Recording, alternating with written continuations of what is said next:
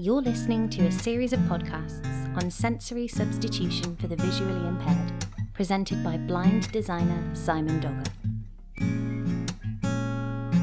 In this first edition, it is about communication.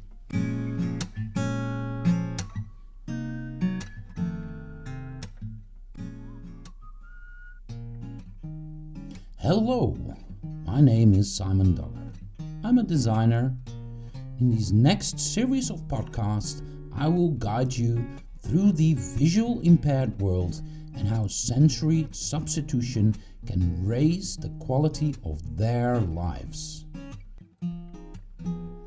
When I became blind 10 years ago, during a design education, it took me 4 years to recover. Until one point I asked myself the essential question, why not return to the design education? Is design that exclusive that you can only be a designer when you're able to see? I did not have any doubts how and if I was able to return. However, it took quite some effort to convince others of my belief. When I got accepted back, it went quite smooth. I became really good. I sold a lot of my products. I made a lot of money. Is that really true, Mr. Dogger? No, of course not. By the way, this is Samantha. I'll introduce her later.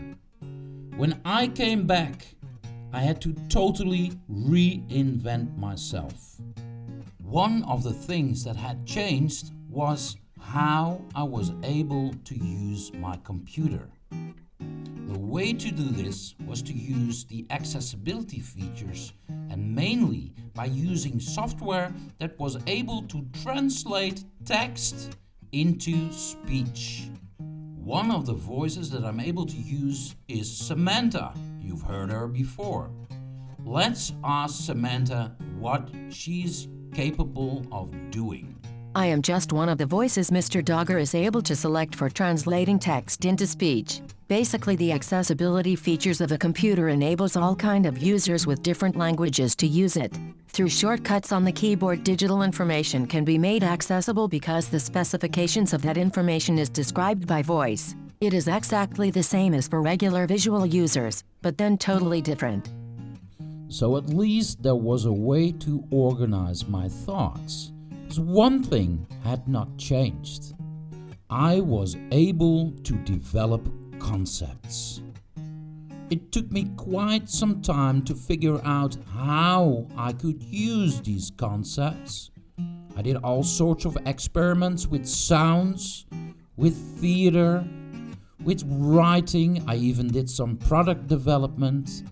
I directed movies, made lamps, and name it on all sorts of things where I didn't really fit in.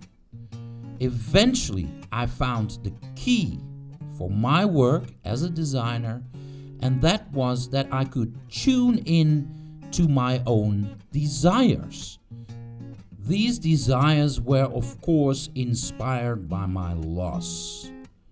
I missed the independence. I missed getting out on the streets by my own.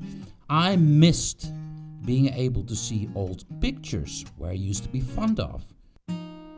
This desire became the core of my work.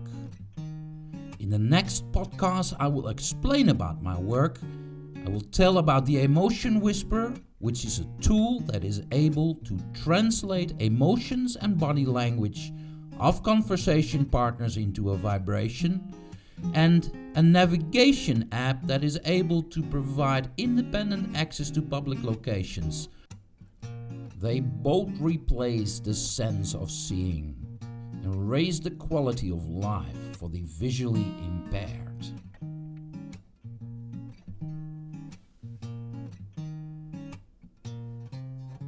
This podcast was made for the Impact Foundation. To know more about Simon Dogger, visit www.simondogger.nl.